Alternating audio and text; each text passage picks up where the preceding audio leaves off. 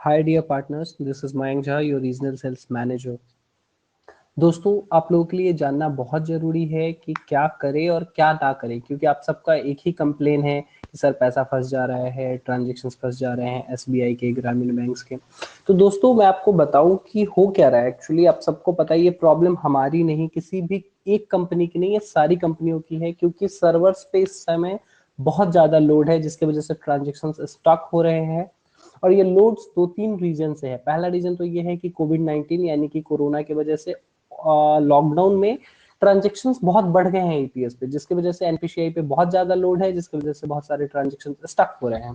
दूसरा रीजन है कि आपको पता है कि बहुत सारे बैंक्स का आपस में मर्जर हुआ है, जिसकी वजह से बहुत ज्यादा लोड, कस्टमर लोड भी बढ़ गया है बैंक्स पे। तो इसकी वजह से बहुत सारे गवर्नमेंट बैंक्स हैं जिनका ट्रांजेक्शन बहुत स्टक हो रहा है।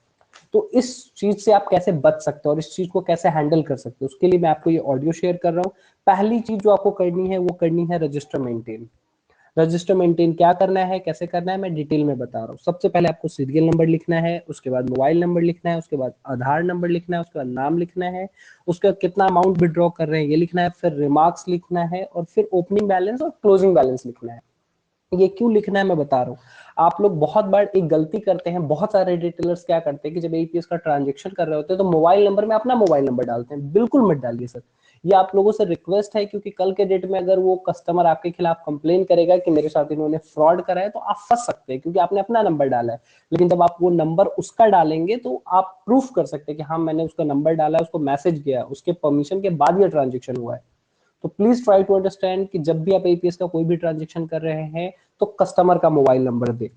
और ये डाटा मेंटेन करने से ना दो फायदे होंगे। पहला तो आपके पास रिकॉर्ड रहेगा, दूसरा कि कभी अगर आपका कोई ट्रांजेक्शन पेंडिंग जा रहा है, हो रहा है, तो अगर हम कंपनी कोई डिटेल्स मांगती है आपसे तो आप प्रोवाइड कर सकेंगे। ऐसे क्या होता है कि आप ढूंढना शुरू करते हैं, अच्छा सब दे रहे हैं, आधार नंबर नहीं है, मोबाइल नंबर नहीं है, कस्टमर का अकाउंट नहीं है।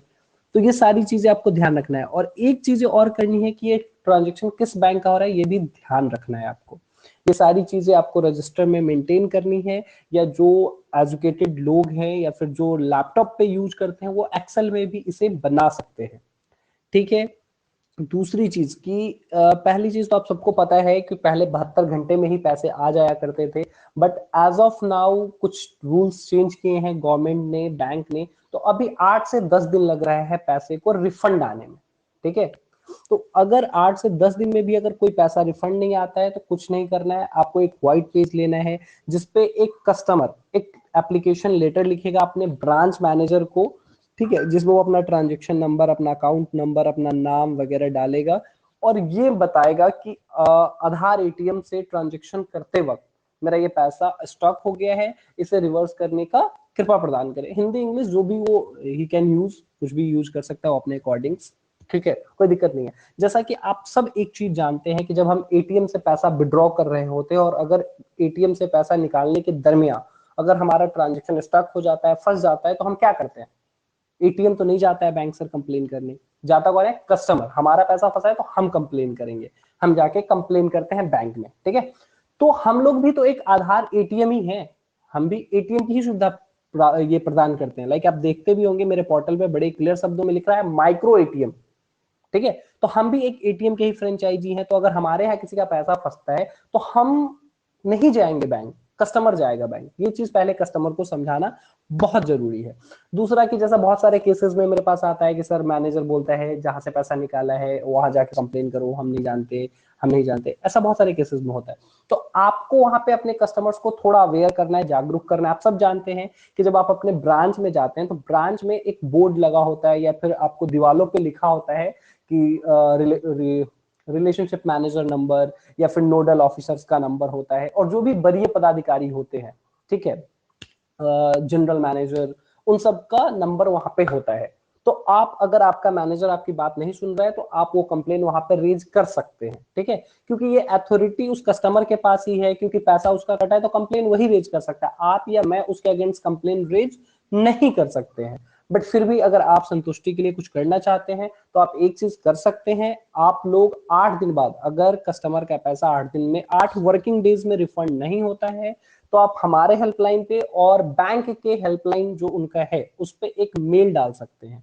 मेल डालेंगे उस पर बड़े आप शब्दों में आप पहले तो अपना मोबाइल नंबर डालेंगे, आरएमएन रजिस्टर्ड मोबाइल नंबर, क्योंकि वही एक पहचान है आपकी हमारे कंपनी में। तो सबसे पहले आप अपना आरएमएन डालेंगे। आरएमएन डालने के बाद आपका काम है कि आप अपने डिटेल्स डालें, जैसे उस कस्टमर का मोबाइल नंबर, कस्टमर का नाम, कस्टमर का आधार नंबर, कौन सा बैंक था, कितना अमाउंट था, ट्रांजेक्शन टाइम क्या था, ट्रांजेक्शन का डेट क्या था, ये सारी चीजें डालना जरूरी है। ये सब डाल के और सब्जेक्ट में डालेंगे कि amount deducted during AEPS transaction and not credited in wallet, या हिंदी में भी लिख सकते हैं कि आधार एईपीएस करते वक्त पैसा कट गया और वो हमारे वॉलेट पे नहीं आया। ठीक है, ये भी लिख सकते हैं जैसा आपको लगे, और मैटर में लिखेंगे फिर आप उस तरीके से जो डिटेल मैंने बताया कि dear sir this transaction is stuck, या फिर हिंदी में लिख सकते हैं कि सर ये ट्रांजेक्शन नंबर है, ये ट्रांजेक्शन डेट है, ये आधार नंबर है, ये मोबाइल नंबर है, ये कस्टमर का नाम है, ये डेट है, ये टाइमिंग है, इस टाइम पे ये पैसा डिडक्ट हो गया और अभी तक वॉलेट पे नहीं आया। तो हम लोग भी अपने एंड से चेक करेंगे कि कहीं पैसा हमारे यहाँ तो नहीं है,